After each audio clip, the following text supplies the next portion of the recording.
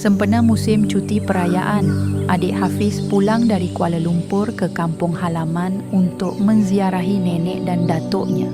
Hafiz berasa sangat gembira kerana dapat bercuti bersama keluarga serta menikmati suasana kampung yang tenang dan nyaman.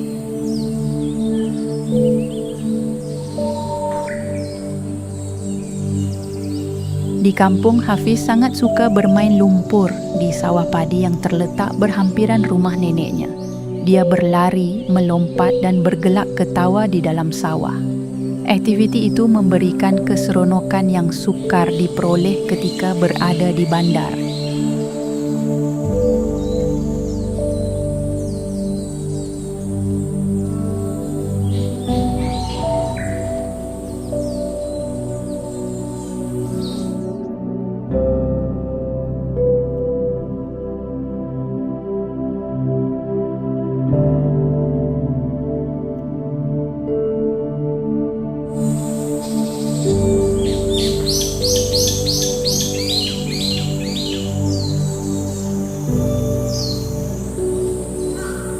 Selepas puas bermain lumpur, Hafiz terus membersihkan diri dengan mandi menggunakan air paip yang disiram oleh datuknya.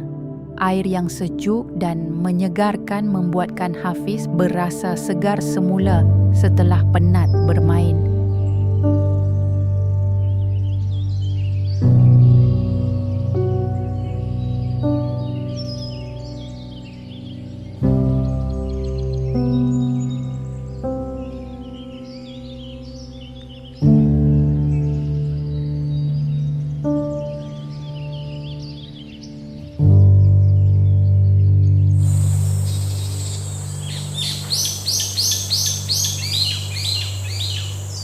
Di samping itu, Hafiz dan abangnya, Haziq, tidak melepaskan peluang untuk bermain anak-anak bersama datuk mereka.